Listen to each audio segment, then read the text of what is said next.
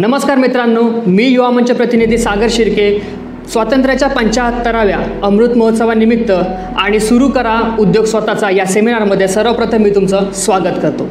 अनेकांना कोणता ना कोणता उद्योग सुरू करायचा असतो, मात्र त्यासाठी अनेक अडचणी येतात आणि त्या अडचणी सोडवण्यासाठी शासन प्रत्येक वेळेला अनेक योजना घेऊन येत असतं, मात्र सगळ्याच योजनांची माहिती जनसामान्यांपर्यंत जात नाही आणि त्यासाठी युवा मंच अशाच पद्धतीच्या व्हिडिओज तुमच्यासाठी घेऊन येतो।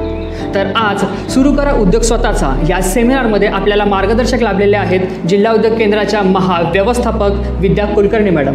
तर मॅडम, माझा असा प्रश्न आहे की नवीन उद्योजक बनण्यासाठी किंवा नवीन ज्यांना उद्योग सुरू करायचा आहे अशा उद्योजकांना जिल्हा उद्योग केंद्रामधून कशा पद्धतीने मदत केली जाते आणि कोणकोणत्या अशा योजना आहेत की ज्याच्यामार्फत उद्योजकांना त्याचा फायदा घेता येऊ शकतो? तर उद्योग सुरू करण्यासाठी जिल्हा उद्योग केंद्राकडून किंवा महाराष्ट्र शासनाचे जे उद्योग खातं आहे त्याच्याकडून खूप साऱ्या योजना कार्यान्वित आहेत। अगदी 2019 पासून आता एक नवीन योजना सुरू झालेली आहे, आपली मुख्यमंत्री रोजगार निर्मिती योजना। ही खूप मोठी महत्त्वाकांक्षी योजना आहे आणि यामध्ये आपल्याला फंड्स पण खूप आलेले आहेत, भरपूर फंडिंग अवेलेबल करून दिलेलं आहे शासनानं जे काही उद्योग सुरू करणार आहेत अशा लोकांच्यासाठी। तर ही आमची मुख्यमंत्री रोजगार निर्मिती योजना ही जी आहे ही खूप मोठी आणि सगळ्या उद्योजकांना फायदेशीर अशी योजना आहे की जी स्वतःचा उद्योग सुरू करतात। तर ही जशी कर्जाची योजना आहे तशी सेंट्रल गव्हर्नमेंटची PMEGP पण अशीच आहे, prime minister employment generation program. तर ह्या कर्जाच्या योजना जशा आहेत तशा आपल्याकडे आपण उद्योजकतेचं प्रशिक्षण पण देतो, म्हणजे उद्योजकता विकास प्रशिक्षणाचे कार्यक्रम असतात आपल्याकडे। या इथे आपण जे काही इच्छुक आहेत त्यांना प्रशिक्षण देतो 1 ते 1.5 महिन्याचं, की जेणेकरून त्यांनी भविष्यात उद्योग सुरू करावा। त्याच्यानंतर शासनाच्या जे काही ट्रेडर्स आहेत त्यांच्यासाठी सीड मनी कॅपिटल आहे, आपले जिल्हा नियोजनकडून त्याला पैसे मिळतात, ती एक योजना आहे आपली। छोटे छोटे जे आहेत उद्योजक की ज्यांना 1-1.5 लाखापर्यंतचं कर्ज हवं आहे, तर अशा लोकांच्यासाठी पण आपली जिल्हा उद्योग केंद्राची कर्जाची योजना आहे। त्यानंतर औद्योगिक समूह विकास योजना म्हणून आहे की जिथं खूप साऱ्या संख्येनं उद्योजकांचा ग्रुप असतो, तर त्यांना कॉमन फॅसिलिटी सेंटर शासनाकडून दिलं जातं। त्यानंतर एक सामूहिक प्रोत्साहन योजना म्हणून आहे की जो मॅन्युफॅक्चरर असेल म्हणजे उत्पादक उद्योजक असेल तर त्याला अगदी 80% एवढी सबसिडी, भरघोस सबसिडी शासनाकडून आपल्या रत्नागिरी जिल्ह्यासाठी दिली जाते। आणि याचमध्ये म्हणजे सामूहिक प्रोत्साहन योजनेमध्येच महिलांच्यासाठी आणि SC/ST कॅटेगरीमधले जे उमेदवार आहेत तर यांच्यासाठी अगदी 100%पेक्षा जास्त सबसिडी शासनानं देऊ केलेली आहे। म्हणजे शासन तुम्हाला प्रत्येक टप्प्यावर आज हँडहोल्डिंग देते की तुम्ही उद्योग सुरू करावा। तर तुम्ही पाहू शकता की समाजातल्या प्रत्येक घटकासाठी अनेक योजना आहेत आणि अनेक योजनांचा फायदा आपले तरुण युवक उद्योजक घेऊ शकतात।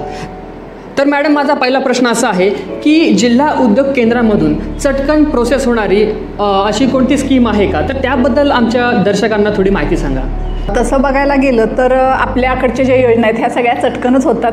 फक्त याच्यामध्ये आपल्या ज्या स्कीम ऑनलाईन आहेत म्हणजे PMEGP असेल, प्राईम मिनिस्टर, किंवा आता जी लॉन्च झालेली आहे नव्याने chief minister employment generation program, जे मुख्यमंत्री रोजगार निर्मिती कार्यक्रम, तर ह्या दोन्ही योजना ऑनलाईन असल्यामुळं तुम्ही पोर्टलवर ॲप्लिकेशन केलं की साधारणतः आमची TFC 15 दिवसात असते, टास्क फोर्स कमिटीची बैठक कलेक्टरांच्या अध्यक्षतेखाली, आणि तिथून मग ते बँकेला आपण त्यांचं कर्ज प्रकरण असेल ते पाठवतो आणि नंतर बँकेची मंजुरी, त्याच्यानंतर आपलं ट्रेनिंग प्रोग्राम आणि त्याच्यानंतर त्याच्या कर्जाची डिस्बर्समेंट म्हणजे लोन डिस्बर्समेंट, आणखीन मग मार्जिन मनी क्लेम म्हणजे सबसिडीचा क्लेम, अशी प्रोसिजर असते। तर ही साधारणतः बँकेनं जर फास्ट प्रोसेस केलं किंवा जर लवकर 1 महिन्याच्या आतसुद्धा हे कर्ज तुम्हाला मंजूर होऊन मिळू शकतं।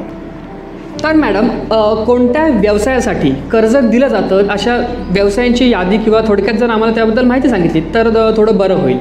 आता यामध्ये जर आपण बघितलं तर साधारणतः व्यवसायाचं जे वर्गीकरण आहे, क्लासिफिकेशन आहे, तर आपला जो MSMEचा ॲक्ट आहे 2006चा, तर याच्यानुसार 2 प्रकारात आपण करतो, म्हणजे एक म्हणजे सेवा व्यवसाय आणि दुसरं म्हणजे उत्पादन व्यवसाय।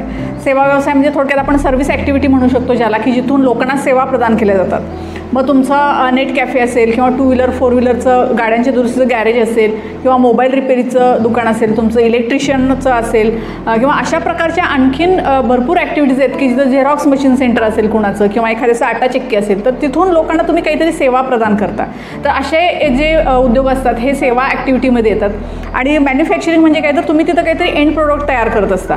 मग आता आपल्या इकडे बघितलं तर mango pulp and mango processing असेल, कॅश्यू प्रोसेसिंग असेल, गार्मेंट असेल, एखादं डिटर्जंट केमिकल तयार करत असेल, किंवा आपल्याकडे ड्रोन पत्रावळी, फाईल्स असतील, मेणबत्त्या, उदबत्त्या तयार करणं, अशा प्रकारचे जे उद्योग असतात तर ते मॅन्युफॅक्चरिंगमध्ये येतात. तर साधारणतः ह्या योजनेमध्ये आपण अशा दोन्ही प्रकारचे व्यवसाय करू शकतो, म्हणजे सेवा व्यवसाय पण आणि उत्पादन व्यवसाय पण, असे दोन्ही जे काही उद्योग आहेत हे दोन्ही ह्या CMEGP प्रोग्राममध्ये इलिजिबल आहेत.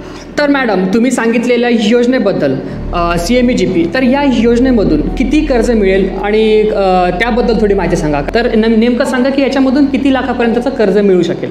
तर उत्पादन व्यवसाय जो आहे तर त्याला लागणारी जी मशिनरी असते किंवा त्याला लागणारं इन्फ्रास्ट्रक्चर असतं तर ते मोठं असतं. तर त्यामुळे या योजनेमध्ये शासनानं उत्पादन व्यवसायाला 50 लाखापर्यंतच्या प्रोजेक्ट कॉस्टपर्यंत कर्ज म्हणजे देऊ शकतं. आणि सर्व्हिस ॲक्टिव्हिटी आहे की ज्याच्यामध्ये तुम्हाला इक्विपमेंट्स लागतात, जास्त मशिनरी लागत नाही, म्हणजे फर्निचर असेल किंवा कॉम्प्युटर, लॅपटॉप असेल, अशा प्रकारची मशिनरी लागते. तर त्यामध्ये 10 लाखाचं लिमिटेशन आहे.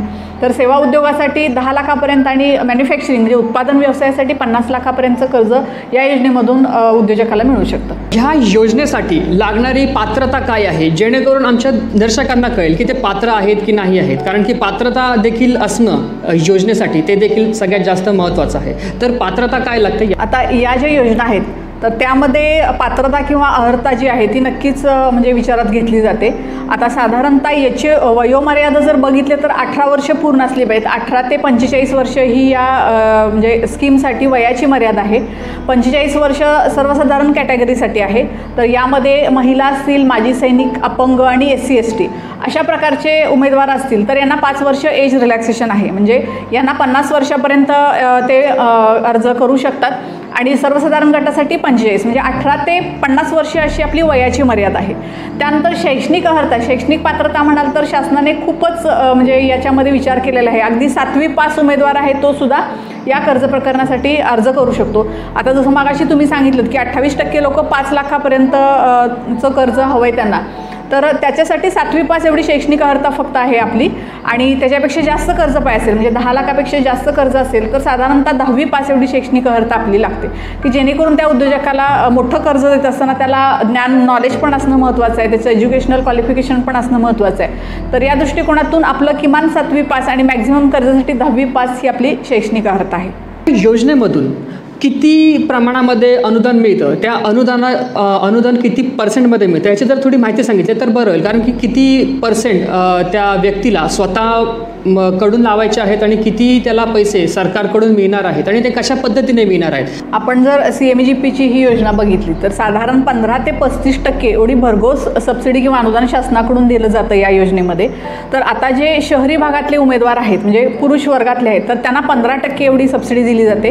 त्यानंतर ग्रामीण भागातले जे जनरल कॅटेगरीतले उमेदवार आहेत त्यांना 25% सबसिडी दिली जाते. त्यानंतर महिला असतील, माजी सैनिक, अपंग आणि SC ST ह्या कॅटेगरीसाठी शहरी विभागाला 25% आहे तर ग्रामीण विभागाला 35% आहे. म्हणजे ग्रामीण भागात या योजनांचा प्रसार होऊन भरपूर उद्योजक तयार व्हावेत या उद्देशानं शासनानं ग्रामीण भागामध्ये 35% एवढी भरघोस सबसिडी देऊ केलेली आहे. जे महिला, SC ST, मागासवर्गीय, अपंग यांना शहरी भागात 25% आणि ग्रामीण भागात 35% एवढी सबसिडी आहे. आता हा जर पॅटर्न लक्षात घेतला तर 5 ते 10% उद्योजकाला स्वगुंतवणूक करावी लागते, ओन कॉन्ट्रीब्युशन त्यामध्ये घालावं लागतं. म्हणजे साधारणतः जर महिला उमेदवार आपण कन्सिडर केला ग्रामीण भागातला तर त्या महिलेला समजा 1 लाखाचं कर्ज हवं असेल तर साधारणतः 35,000 रुपये एवढी शासनाची सबसिडी असते. 5% तिचं स्वतःचं सेल्फ कॉन्ट्रीब्युशन असतं, असे झाले 40,000 रुपये. आणि राहिलेलं 60,000 जे असतं हे कर्ज तुम्हाला बँक देत असते आणि त्या बँकेच्या रेटप्रमाणे तुम्हाला ते मिळतं. हे साधारणतः तुम्ही नॅशनलाइज बँक घेतली तर त्याचा कर्जाचा दर असतो तो इंटरेस्टचा रेट असतो तो थोडा कमी असतो, म्हणजे 9.5 ते 10.5% असतो.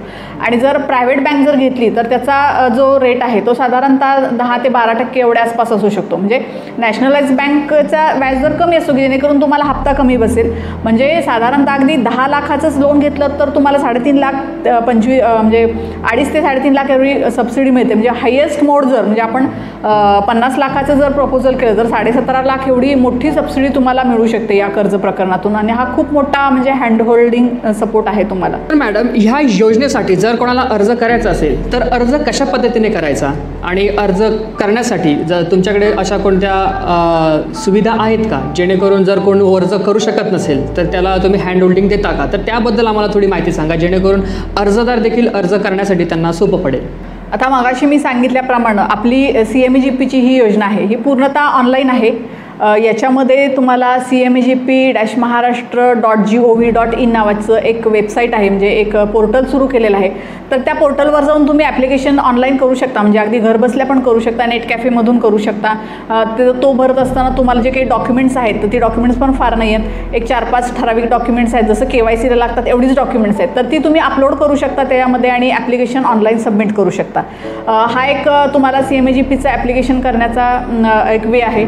आता साधारणतः इथे रत्नागिरी किंवा कोकण याच्यामध्ये ग्रामीण भागातल्या महिला उमेदवार किंवा जे काही उमेदवार असतील तर त्यांना फारसा अवेअरनेस नसतो अर्ज ऑनलाईन ॲप्लिकेशन भरण्याबाबत. तर आम्ही इथं जिल्हा उद्योग केंद्रात साधारणतः एक दोन जण अपॉइंट केलेले आहेत की तुम्हाला तो अर्ज पण भरून देऊ शकता. तुम्ही जर डॉक्युमेंट्स घेऊन इकडे आला किंवा आम्ही एक अर्ज पण असे हार्ड कॉपी तयार केलेले आहेत की ज्या तुम्ही भरून दिल्या तरी आम्ही इथे फ्री ऑफ कॉस्ट तुमचं ॲप्लिकेशन भरून टाकतो, की जेणेकरून तुम्हाला अर्ज करताना काही चुकू नये किंवा काही मिस होऊ नये. तर आम्ही इथे तुम्हाला मार्गदर्शन पण करतो जिल्हा उद्योग केंद्रात, तुमचा फ्री ऑफ कॉस्ट अर्ज पण भरून घेतो आणि डॉक्युमेंट्स वगैरे पण अपलोड करून घेतो. तर ही सगळी प्रोव्हिजन आम्ही आमचं टार्गेट पण कंप्लीट होण्याच्या दृष्टिकोनातून आणि लोकांना थोडक्यात पैसे खर्च करावे लागू नयेत नेट कॅफेमध्ये जाऊन आणि योग्य ते अर्ज त्यांचा विहित वेळेत भरून घेतला जावा, यासाठी आम्ही इथे एक थोडक्यात CMEGPचा एक सेल सुरू केलेला आहे.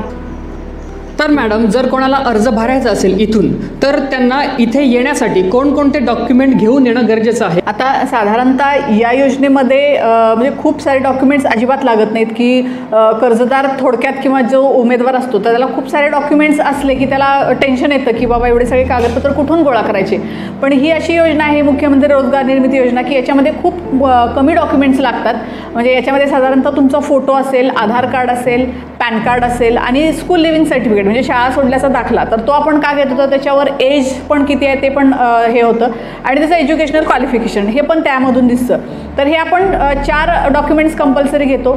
शिवाय त्याचा प्रोजेक्ट रिपोर्ट एक लागतो आपल्याला, प्रकल्प अहवाल. तो जो उद्योग करणार आहे तर त्याचा छोटासा एक प्रकल्प अहवाल लागेल सुरुवातीला. त्याचं पण एक फॉर्मॅट आम्ही तयार केलेलं आहे. ज्यावेळी तो बँकेत जाईल आणि बँक सँक्शन मोडला येईल म्हणजे बँक मंजुरी देईल तर त्यावेळी डिटेल प्रोजेक्ट रिपोर्ट पण आमची MCD नावाची संस्था करून देते फ्री ऑफ कॉस्ट. तर हा प्रोजेक्ट रिपोर्ट आणि एक सेल्फ डिक्लेरेशन असतं सबसिडीच्या संदर्भातलं. तर अशी साधारणतः 7 ते 8 डॉक्युमेंट्स तुम्हाला हे करावी लागतात, अपलोड करावी लागतात. त्यातली 2 डॉक्युमेंट्स तर आम्ही इथंच त्यांच्याकडून तयार करून घेतो. म्हणजे फक्त तुमचा फोटो, आधार कार्ड, पॅन कार्ड, शाळा सोडल्याचा दाखला आणि जे कॅटेगरीमध्ये असतील तर त्यांचं कास्ट सर्टिफिकेट किंवा हे लागेल, कारण ते क्लेम करताना कास्टची सबसिडी पण SC/STची क्लेम करत असतात. तर ते एक ॲडिशनल डॉक्युमेंट लागेल. महिला उमेदवारांच्या बाबतीत लग्नाआधी जर वेगळ्या ठिकाणी वेगळ्या राज्यात असतील तर लग्नानंतरचं काहीतरी प्रूफ पाहिजे. म्हणजे पॅन कार्डवर नाव असतंच, पण शिवाय मॅरेज सर्टिफिकेट असेल किंवा ॲफिडेविट एखादं केलेलं असेल किंवा आणखीन काही प्रूफ असेल तर ते पण अपलोड करायला लागतं. म्हणजे साधारणतः एक 7 ते 8 डॉक्युमेंट्स एवढीच लागतात, तुम्हाला जास्तीची डॉक्युमेंट्स लागत नाहीत अर्ज करत असताना. तर मित्रांनो, तुम्ही पाहू शकता, जर तुम्ही कोणता अर्ज जर तुम्ही भरू शकत नसाल ऑनलाईन तर नक्कीच तुम्ही जिल्हा उद्योग केंद्राला भेट देऊ शकता आणि तुम्ही फक्त कमीत कमी डॉक्युमेंटमध्ये तुम्ही तुमचा फॉर्म भरून घेऊ शकता. तर मॅडम, माझा प्रश्न असा आहे की अर्जाची प्रोसेस केल्यानंतर म्हणजे इथून जर कोणी फॉर्म भरला किंवा ऑनलाईन जर कोणी फॉर्म भरला तर त्याच्यानंतर नेमकी त्याच्या मागे प्रोसेस कशी होते, तर त्यामागे होणाऱ्या जी प्रोसेस आहे त्याच्या मागचा आम्हाला थोडा म्हणजे खुलासा करून सांगा की त्या अर्ज भरल्यानंतर काय होते. आता ज्यावेळी आपण ॲप्लिकेशन ऑनलाईन सबमिट करतो किंवा आमच्या इथून भरून ऑनलाईन सबमिट करतो तर हे सगळे जे ॲप्लिकेशन्स असतात ते आमच्या पोर्टलला येतात. त्यानंतर आपल्याकडे एक स्क्रुटिनी कमिटी असते DLSCC म्हणून. तर आमच्या म्हणजे डिस्ट्रिक्टच्या लेवलवर त्या ॲप्लिकेशनची आधी छाननी केली जाते. म्हणजे कोणाचं काही डॉक्युमेंट राहिलं असेल किंवा काही नसेल तर आम्ही त्यांना सांगून ते बोलवून घेतो, मागवून घेतो किंवा असं जर काही परिपूर्ण डॉक्युमेंट्स थोडक्यात ज्याची आहेत असे ॲप्लिकेशन्स जे आहेत ते टास्क फोर्स कमिटी पुढे आपण ठेवतो. म्हणजे टास्क फोर्स कमिटी कार्यबल समिती आहे जिल्ह्याची आपली आणि माननीय जिल्हाधिकारी त्याचे अध्यक्ष असतात. तर त्यांना आपण अवेअर करतो की या महिन्यात आपल्याकडे एवढे पोर्टलवर ॲप्लिकेशन्स आलेले आहेत, तर त्यातले एवढे पात्र आहेत, कॅटेगरी वाईज असे आलेले आहेत आणि ते स्क्रुटिनी करून आम्ही बँकेला पाठवू का अशी परवानगी त्यांच्याकडून घेतो आणि हे सगळे जे ॲप्लिकेशन्स आलेले असतात हे आम्ही बँकेला फॉरवर्ड करतो.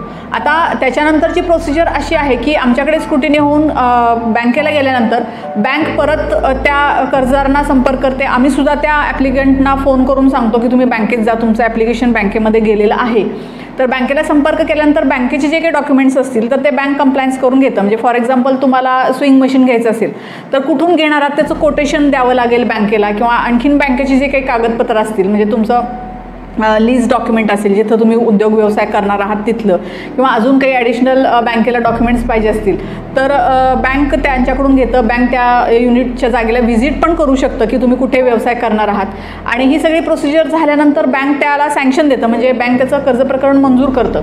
आणि कर्ज प्रकरण मंजूर केल्यानंतर म्हणजे बँकेनं ऑनलाईन ॲप्लिकेशन सँक्शन केल्यानंतर आम्ही त्याला ट्रेनिंग प्रोग्राम अलॉट करतो. म्हणजे साधारणतः सेवा व्यवसायासाठी 8 दिवसांचा आणि उत्पादन व्यवसायासाठी 15 दिवसांचा असं आमचं ते ट्रेनिंग प्रोग्राम आहे.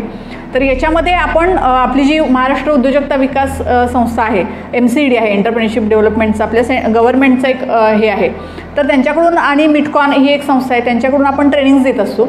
आता हे ट्रेनिंग्स असतात ते म्हणजे तुमचं एंटरप्रेन्युअल पर्सनॅलिटी डेव्हलप व्हावी, तुम्हाला बँकिंगचे ट्रान्झॅक्शन्स आहेत ते कळावेत, किंवा तुमचं मार्केटिंगचे जे काही तुमच्याकडे आयडियाज असतील तर हे इम्प्लिमेंट कशा करायच्या यासाठी आपण वेगवेगळ्या तज्ज्ञांची मार्गदर्शनपर व्याख्यानं किंवा जे काही असतील तर ते आयोजित करत असतो ह्या 8 दिवसामध्ये आणि 15 दिवसामध्ये, की जेणेकरून त्याचा उद्योग त्याला यशस्वीरित्या पुढे चालवता यावा.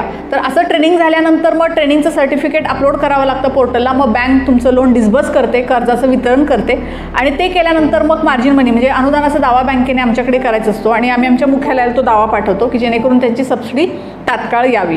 तर साधारणतः ही जी प्रोसिजर आहे ही कमीत कमी अगदी 1 महिन्यामध्ये पण होऊ शकते. जर बँकेला तुम्ही चांगला सपोर्ट केला, जर डॉक्युमेंट्स दिले, तर साधारण 1 ते 2 महिन्याच्या कालावधीमध्ये तुमचं कर्ज मंजूर होऊन अगदी तुमचा सबसिडीचा क्लेमसुद्धा म्हणजे मार्जिन मनीसुद्धा तुमची येऊ शकते.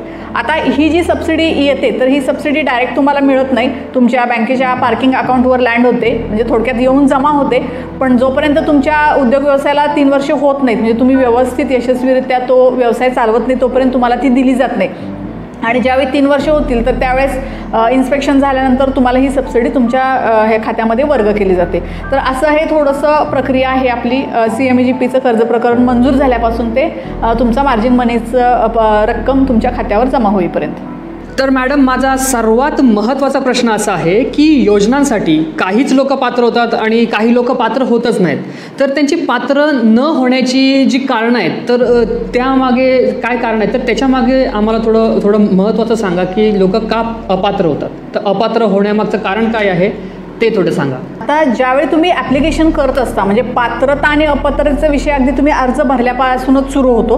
तुम्ही जर ॲप्लिकेशन करत असताना रिलेव्हंट डॉक्युमेंट्स जर अपलोड केली नाहीत, मग तुमचं शाळा सोडल्याचं स्कूल लिव्हिंगचं सर्टिफिकेट असेल किंवा तुमचं एज्युकेशनल क्वालिफिकेशन असेल, तुमचं पॅन कार्ड असेल, जशी मागाशी मी मॅन्डेटरी डॉक्युमेंट सांगितली की जी तुम्हाला कंपल्सरी आहेतच, तर ती डॉक्युमेंट्स जर तुम्ही अपलोड नाही केली तर तो आमच्या पोर्टलला अर्ज तुमचा पेंडिंग पडतो, तो पुढं आम्हाला पाठवता येत नाहीत. तर अशा वेळेस तुम्ही संपर्क करून आपला अर्ज बँकेला गेला आहे की नाही किंवा कुठं थांबलेला आहे तर हे तुम्ही चौकशी करणं महत्त्वाचं आहे. आणि इथं येऊन जे डॉक्युमेंट अपलोड केलं नसेल तुमच्या नेट कॅफेमधून किंवा इथून ते अपलोड केलं पाहिजे की जेणेकरून तुमचं ॲप्लिकेशन परिपूर्ण होईल. म्हणजे अर्ज करत असताना डॉक्युमेंट न अपलोड करणं याच्यामुळं पण तुम्ही अपात्र ठरू शकता. त्याच्यानंतर ज्यावेळी तुमचं बँकेकडे प्रपोजल जाईल तर त्यावेळेस तुम्ही बँकेला जाऊन भेटलं पाहिजे. म्हणजे असं पण काय नाही आहे की बँकेनं तुम्हाला बोलवल्याशिवाय तुम्ही जायचं नाही आहे. तुम्ही कर्ज तुम्हाला हवं आहे, तुम्हाला उद्योजक व्हायचं आहे, याचा अर्थ तुम्ही बँकेला अप्रोच झालं पाहिजे. त्यानंतर बँकेचे जे डॉक्युमेंट्स आहेत तर बँकर्स हे साधारणतः कसं आहे की तुमची इलिजिबिलिटी टेस्ट करत असतात की तुम्हाला खरोखर तुम्ही ते कर्ज घ्यायला लायक आहात का. मग त्यामध्ये बँक तुम्हाला असे एक छोटा इंटरव्ह्यू घेईल तुमचा की बाबा तुम्हाला कर्ज कशासाठी पाहिजे आहे, किती पाहिजे आहे, तुम्हाला त्यातला काही अनुभव आहे का.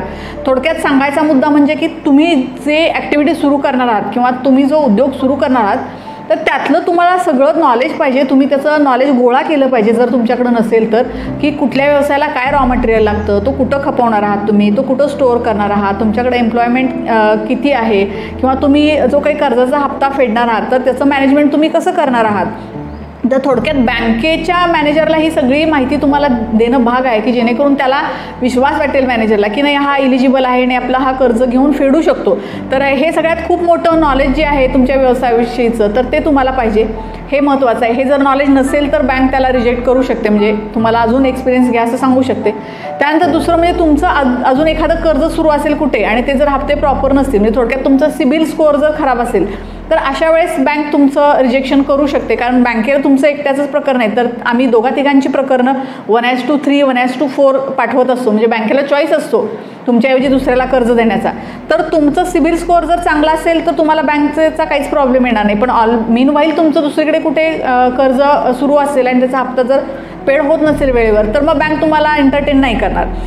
त्यानंतर बँकेचे डॉक्युमेंट्स आहेत, मग मगाशी सांगितलं की लीज डीड असेल किंवा ते मशिनरीचे कोटेशन्स असतील, तर हे तुम्ही जर त्यांना नाही दिले, वेळेत जर आणून नाही सबमिट केले, तर मग बँकेला सगळे डॉक्युमेंट्स असल्याशिवाय किंवा तुम्ही अगदी व्यवस्थित पटवून दिल्याशिवाय आणि तुम्हाला खरोखर उद्योग सुरू करायचा आहे का, तर हे बँकेला पटल्याशिवाय बँक कर्ज शक्यतो मंजूर करत नाही. दुसरं अपात्र म्हणजे बँकेनं जरी मंजूर केलं, तसे असे बरेचसे लोक असतात की मंजुरी दिल्यानंतर ट्रेनिंग प्रोग्रामच अटेंड करत नाहीत.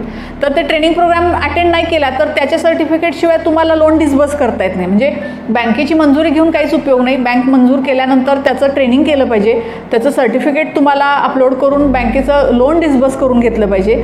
तर ही जी सगळी प्रोसिजर आहे ही सगळी तुम्हाला प्रत्येक टप्प्यावर पूर्ण करावी लागेल की जेणेकरून तुम्ही अपात्र ठरणार नाही. आणि जेवढ्या फास्ट म्हणजे जेवढ्या लवकर तुम्ही बँकेला आणि DICला प्रतिसाद द्याल तेवढ्या लवकर तुमचं कर्ज प्रकरण लवकर मंजूर होईल. अनेक लोकांना फक्त वाटत असतं की आम्ही अपात्र ठरलो किंवा आमचं जे प्रोसेस आहे ती पुढे होऊच शकली नाही, पण लोकांना माहीतच नसतं की नेमक्या कशा पद्धतीने त्यांनी डॉक्युमेंट्समध्ये त्यांचा प्रॉब्लेम झाले असतील किंवा बँकेकडून कधी प्रतिसाद मिळत नाही किंवा तुमचा जो सिबिल स्कोअर तो खराब असतो. तर अशी अनेक कारणं असतात, त्या कारणाबद्दल लोकांना माहीत नसतं. तर तुम्ही नक्कीच या अपात्र ज्या होणाऱ्या ज्या गोष्टी आहेत त्यावरती नक्कीच तुम्ही काम करू शकता आणि तुम्ही पात्र होऊ शकता. तर माझा प्रश्न असा आहे मॅडम की आतापर्यंत किती सक्सेस स्टोरीज आहेत की किंवा आपल्या जिल्हा उद्योग केंद्रामधून ज्यांनी लोन घेतलं आहे आणि आता ते खूप चांगला उद्योग करत आहेत, तर अशा लोकांबद्दल जर आमच्या दर्शकांना जर तुम्ही सांगितलं तर खूप चांगलं होईल, जेणेकरून लोकांना कळेल की जिल्हा उद्योग केंद्रामधून कर्ज घेतल्यानंतर देखील लोक कशा पद्धतीने सक्सेसफुली बिझनेस रन करत आहेत आणि त्याचा फायदा आपले बाकीचे लोक देखील घेऊ शकतात. तर त्याबद्दल थोडं सांगा. साधारणतः जे काही कर्ज घेतलं जातं, आता जो मला जर मोठ्या स्केलवर जर सुरू करायचं असेल तर मी मागाशी सांगितले की आपली कर्ज मर्यादा 50 लाख आहे. तर असे कॅशूचे आपल्याकडे युनिट्स आहेत, 2 युनिट्स आहेत की ज्यांनी जवळपास 40-45 लाख एवढं कर्ज घेतलं आणि त्यांनी हे सुरू केलं आणि त्याच्यामध्ये त्यांनी तुमचं कटिंग असेल, कॅशूचं बॉयलर असेल किंवा चिलिंग मशीन असेल, त्यानंतर कलर सॉर्टिंग मशीन असेल, तर अशी मशिनरीची चेन घेऊन सुरुवातीला त्यांनी 40 लाखावर जे सुरू केलेलं होतं तर ते आज जवळपास 2-2.5 कोटीपर्यंत ह्या 4 वर्षात पोहोचलेले आहेत. तर त्यामध्ये त्यांनी म्हणजे नुसतं मशिनरी घेऊनच ते थांबले नाहीत, तर त्याच्यानंतर त्यांनी बारकोड रीडर्स घेतले, ब्रँडिंग केलं त्याचं, त्यानंतर ISO सर्टिफिकेशन केलं. तर असं करून ते आज मार्केटमध्ये आहेत. बरेचसे आपल्यातले लोन घेतलेले उद्योजक आज एक्सपोर्टरसुद्धा आहेत की जे मँगो पल्प असेल किंवा कॅशू असेल तो एक्सपोर्ट पण करतात. आणखीन अगदी हे मोठं उदाहरण सांगितलं, पण छोटे छोटे पण अशी खूप लोक आहेत की ज्यांनी आज कितीतरी महिला आहेत की ज्यांनी आमच्याकडून कर्ज घेऊन पार्लर सुरू केलं. तर आज खूप चांगलं ते सेट झालेले आहेत. तर आज त्यांच्याकडे 2-2, 4-4 मुलं मुली असं काम करतात की एम्प्लॉयमेंट जनरेशन पण केलेली आहे त्यांनी आणि त्यांचं म्हणजे पार्लरसुद्धा खूप चांगलं सुरू आहे. शहरी भागातले तर खूप चांगले सुरू आहेत. छोटे छोटे लॉन्ड्रीची दुकानं आहेत की जे इंडिपेंडंटली झालेले आहेत की म्हणजे लॉन्ड्रीची दुकानंसुद्धा त्यांनी इन्फ्रास्ट्रक्चर आम्ही अगदी छोटंसं लोन घेऊन सुरू केलेलं आज त्यांनी खूप चांगल्या पद्धतीनं डेव्हलप केलेलं आहे. आपल्याकडं धोपाव्याला भूमी पॉटरी म्हणून आहे, तर ते मातीचे वस्तू बनवतात. तर त्यांनीसुद्धा ह्या 4-5 वर्षामध्ये खूप मोठा पसारा वाढवलेला आहे आणि आपण ज्या योजनेला अगदी म्हणजे छोट्या उद्योजकांची योजना समजतो, यातून खूप सारे लोक मोठी झालेली आहेत, म्हणजे कोट्याधीश झालेली आहेत. तर ही म्हणजे थोडीशी आत्ताची मी ह्या 2-4 वर्षातली उदाहरणं सांगितली. अशी खूप मोठे लोक आहेत की जे आज म्हणजे अगदी एक्सपान्शन करून मोठे झालेले आहेत, एक्सपोर्टर्स झालेले आहेत आणि आम्हाला दरवर्षी लिमिटेड हे असं टार्गेट असायचं आणि त्यामुळे आम्ही जास्त जणांना कर्ज देऊ शकायचो नाही. पण यावर्षी मात्र तसं नाही. यावर्षी आपल्याकडे 800 एवढं मोठं टार्गेट आलेलं आहे, 800 प्रपोजल्सचं, आणि जवळपास स्टेटला आपल्या 550 कोटी एवढा मोठा निधी आलेला आहे. तर त्यामुळं किमान आमच्याकडे अशी यावर्षी काही कंडिशन नाहीच आहे, म्हणजे मॅक्झिमम तुम्ही कितीही करू शकता. तर खरोखर या योजनेचा म्हणजे खरोखरी लाभ घेतला पाहिजे उद्योजकांनी. गेल्या वर्षी टार्गेट किती होतं याचं? गेल्या वर्षी 120 टार्गेट होतं, म्हणजे साधारणतः KVIB आणि DIC अशा दोघांचं मिळून 180 टार्गेट होतं.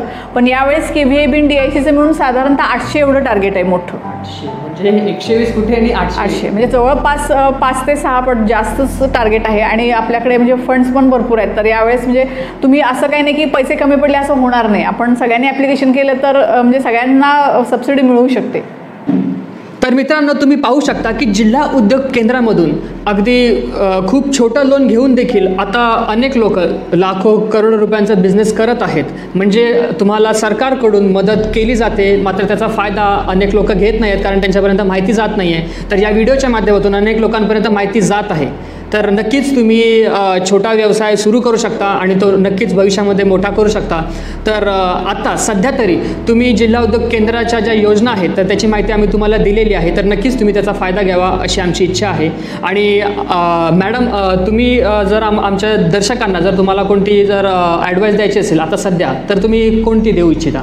तर मॅडम कोकणातील लोकांनी कोणत्या व्यवसायाकडे वळलं पाहिजे? कारण की अनेक लोकांचा प्रश्न आहे की कमीत कमी भांडवलामध्ये जास्तीत जास्त फायदा होईल असा बिझनेस कोणता आहे?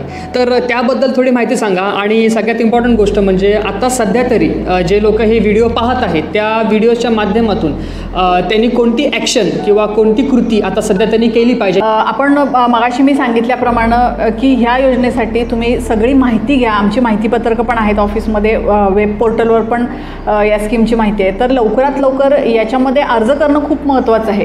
कारण याच्यानंतर टास्क फोर्स कमिटीची बैठक, त्यानंतर बँकेकडे प्रपोजल जाणं, त्यानंतर बँकेचं सँक्शन मिळणं, तुमचं ट्रेनिंग होणं, यामध्ये वेळ आपला तुम्ही जेवढ्या लवकर तो जाऊ शकतो. मात्र जेवढ्या लवकर तुम्ही ॲक्शन घ्याल तेवढ्या लवकर तुम्हाला लवकर उद्योजक होता येईल थोडक्यामध्ये.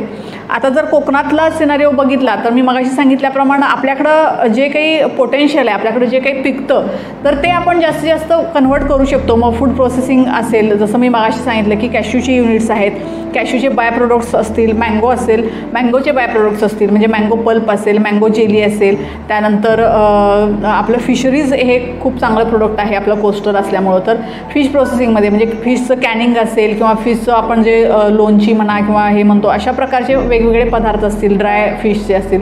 तर फूड प्रोसेसिंगमध्ये इथं कोकणातला माणूस खूप चांगला करू शकतो. फणसाचे गरे असतील तर अशी पण युनिट आपल्याकडे आहेत. आणि ते सोडून आपल्याकडे बाकीचं पण म्हणजे गार्मेंट सेक्टरमध्ये पण आहे, सर्व्हिस सेक्टरमध्ये पण आपल्याकडं इलेक्ट्रिशियनची, टू व्हीलर, फोर व्हीलरची भरपूर सारी गॅरेजेस आहेत. का तर आपल्याकडं टुरिझम आपला जिल्हा आहे, टुरिस्टचा जिल्हा आहे. तर याच्यामध्ये आपण जर बघितलं तर येणाऱ्या जाणाऱ्या गाड्या भरपूर असतात, त्यांची दुरुस्ती असेल, मोबाईलची रिपेरीची असेल. त्यानंतर सगळ्यात महत्त्वाचं म्हणजे आपण ई व्हेकलला सुद्धा आमच्या या योजनेतून कर्ज देता येतं. तर आपण मी इथं बघितलं की आपल्याकडे टुरिस्ट कॅब्स नाही आहेत, तर त्या पण आपण ई कॅब्स घेऊन त्यातून पण आपण करू शकता कोकणासाठी. त्यानंतर येणारा इथं जो पर्यटक आहे तर तो काहीतरी म्हणजे टेस्ट घेण्याच्या उद्देशानं येतो. तर आपल्याकडं ढाबेसुद्धा आहेत, म्हणजे हॉटेल मॅनेजमेंटमध्ये सुद्धा आपण चांगलं करू शकतो रत्नागिरीमध्ये. त्यालासुद्धा आपण 10 लाख इतकं कर्ज देतो. तर ते सुद्धा आपण 10 ते 20 लाखाचं लोन तुम्ही वेगवेगळ्या योजनातून घेऊ शकता. म्हणजे जे काही येते टुरिस्ट मॅनेजमेंट असेल, हॉस्पिटॅलिटी असेल किंवा आणखीन अशा प्रकारच्या काही तुम्ही सर्व्हिसेस देत असाल तर त्या, किंवा आता मी सांगितलं आपल्याकडे लोटे परशुरामला केमिकलचं हब आहे, तर त्याला अलाइड अशा छोट्या छोट्या इंडस्ट्रीज असतील तर त्या पण आपण ते पण ॲक्टिव्हिटी आपण सुरू करू शकतो. आणि एक महिला गृहोद्योग म्हणून आपल्याकडची जी स्पेशालिटी आहे म्हणजे मग नाचणी इथं आपल्या इथं भरपूर पिकते, तर नाचणीचे बाय प्रोडक्ट्स असतील किंवा आपल्या केळीचं हे असेल तर केळीपासून द्रोणपत्रावळी तयार करणं की ज्या प्लॅस्टिक फ्री आहेत.